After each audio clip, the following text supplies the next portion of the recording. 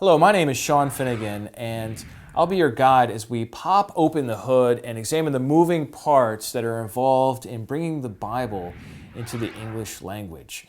I wonder, have you ever seen a Bible? Of course, everyone's seen a Bible, right? They're in movies, they're in our houses, they're in the church, they're in hotel rooms.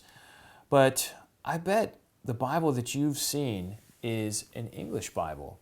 And that's technically a translation of the Bible, not the actual Bible. As it turns out, the actual Bible for the Old Testament was written in Hebrew, and then in the New Testament was written in Greek.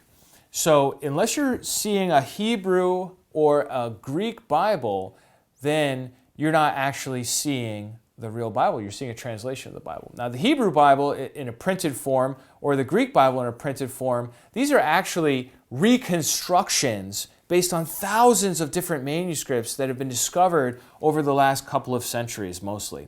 And so what we want to do in this class is really take a deep dive to look at these different manuscripts. Where do they come from? How do you compare them to each other?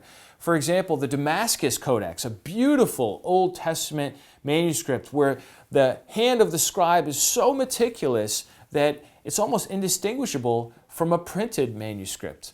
Or Codex Vaticanus, a famous manuscript for the New Testament, where once again the scribe, in this case writing in Greek letters, capital Greek letters with almost no spaces in between them, was able to line things up just so perfectly by eye and by hand.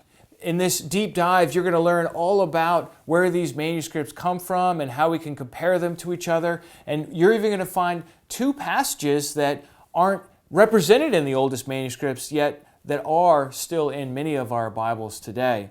And then we'll get into the whole world of translation and how translators do their work, what philosophies they work from, and what are the main decisions that they make at the outset.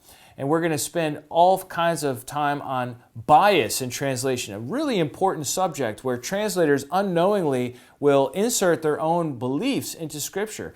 And this is something that you need to be aware of when you go to pick your own Bible and consider different translations. So here are my four main objectives for this class. First of all, to find out where the Bible's manuscripts came from. Secondly, to learn about comparing manuscripts to arrive at the best text. Third, to understand how the process of translation works. And fourth, to develop a trained eye to spot bias in translation. Now, the first two of these focus on manuscripts, and the second two focus on translation. So what do you say? Will you join me in this journey of discovery? Will you join me as we explore the fascinating world of how we got our English Bibles, including transmission and translation? I hope you will.